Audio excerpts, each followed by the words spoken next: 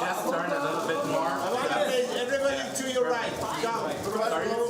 Well, look, this is really emotional to be here because my first feature film, which I made 40 years ago, Next of Kin, the first international festival it went to was Mannheim, and I remember that being an incredible. It was the first time I'd been to Europe, and my family left Egypt. The first place we stopped was Germany before we went to Canada, and then I came back for some of my early films here at the Forum. We showed family viewing in 1988. That was a momentous, at the Delphi cinema, and it was an incredible moment for me. And then Calendar, which was actually financed by Das Kleine Fernsehspiel entirely. Actually, you know, I owe a lot to this festival. I was honored to be the president, and I'm actually really proud that the film we gave the Golden Bear to was In This World, which was one of the first films to deal with the refugee crisis, and that was, 21 years ago, I think that film was made. And so I'm really, really proud about being here again and excited about showing the film tonight. Thank you. In my career, it's still a bit new to play a mother. It seems like once I popped out a baby, I was just playing mothers, and that's Hollywood for you.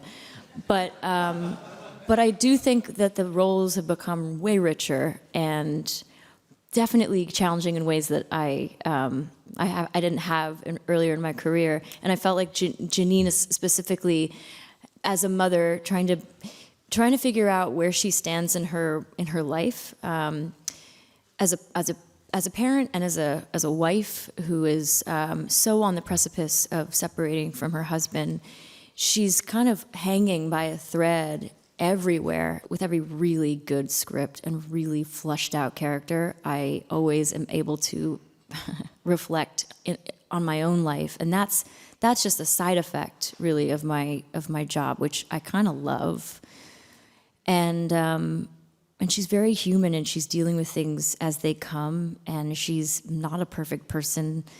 And I loved showing sides of her that just weren't attractive, because I think that's really necessary in any story, because none of us are perfect. I could go on. I'm really bad at putting periods on things that I'm saying, but yeah. Well, look, there is nothing as stirring as seeing a group of human beings producing music. Like, you know, the experience of seeing a live symphony and a live opera are transformative. And especially at this time, it's amazing that human beings can just do something together, which is so beautiful. And so I think a lot of younger people are actually connecting to the phenomenon of live music, live classical music. It's finding a new audience, especially in Toronto. We're finding this, like with the symphony and the opera house. There are younger people that are coming, and I think they're rejoicing in this gift that we've been given as human beings to be able to make music together. And also that the opera voice is not amplified. It's real. So you're seeing a human being like creating these extraordinary sounds on stage, often against an 80-piece orchestra.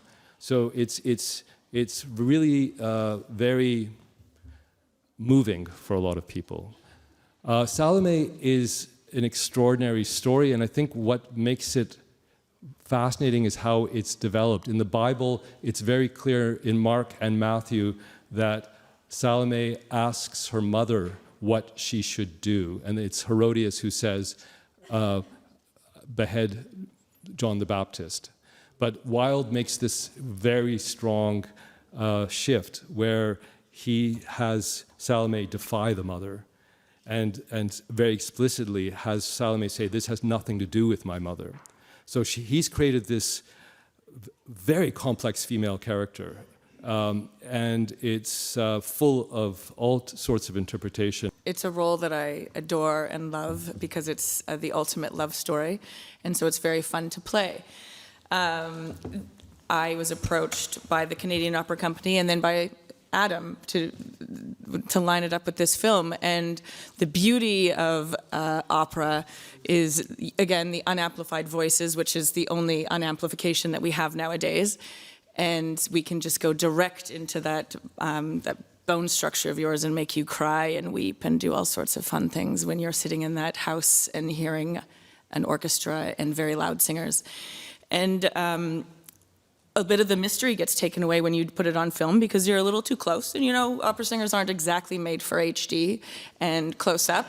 So, but you know, it's fun. But that's how it happened. I'd known Adam and loved him for years, and I love the work that he does with he directed Così fan tutte at the Canadian Opera Company, and of course the Salome that's been done multiple times. And then there is a plethora of other wonderful works. So it was great to be reunited, and I am thrilled to have this immortalized in a way, in this very strange means for me, and honored. But thank you for watching it.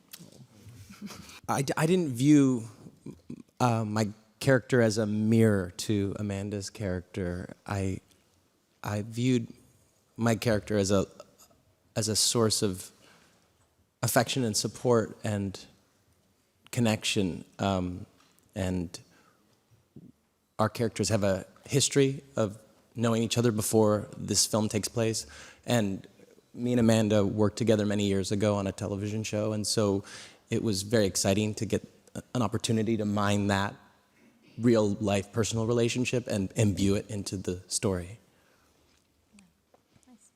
And I didn't feel the mirroring. I mean, maybe it's ego, but she was mirroring me, wasn't she? I mean, Yes, I was.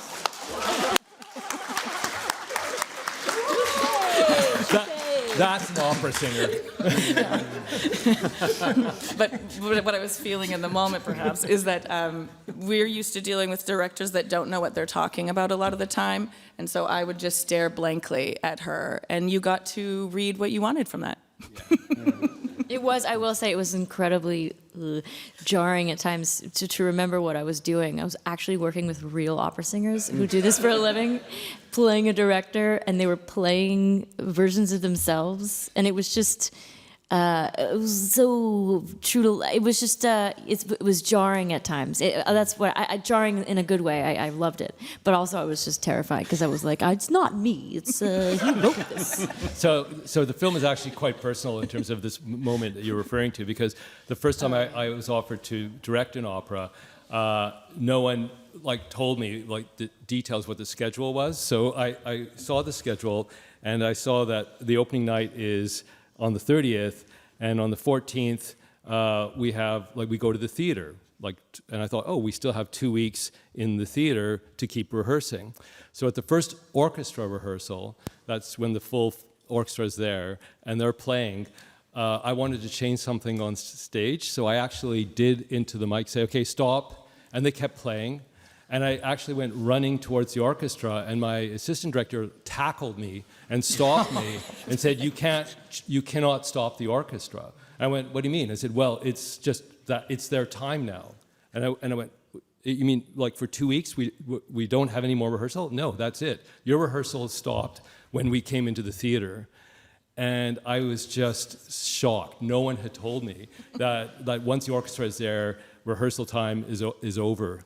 And so that moment that she's creating is real. When I think the conductor starts playing while she's having a meltdown, and your reaction there is just so great.